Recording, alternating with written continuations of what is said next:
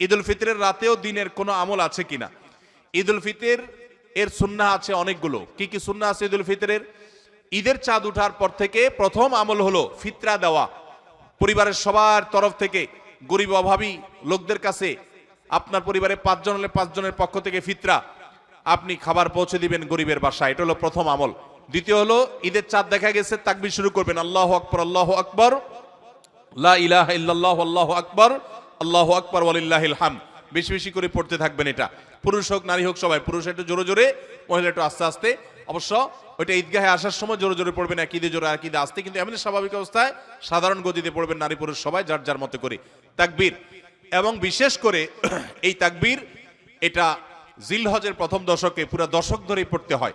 যাই হোক, এই ঈদের চাঁদ উঠার পর থেকে ঈদের নামাজ পড়তে তাকবীর আমরা শেষ করে পড়তে থাকবো। তৃতীয়ত হলো মেসওয়াক করবেন। 4 নম্বর হলো গোসল করবেন ঈদের দিন উপলক্ষে। 5 নম্বর হলো সুন্দর পোশাক পরবেন, যা আছে এর মধ্যে সুন্দর, নতুন হওয়া জরুরি না। 6 নম্বর হলো সুগন্ধি ব্যবহার করবেন। 7 নম্বর হলো আপনার খেজুর খেয়ে তারপরে ঈদগাহে আসবেন, খেজুর খেয়ে মিষ্টি মুখ করে ঈদ উল ফিতর ঈদগাহে আসবেন।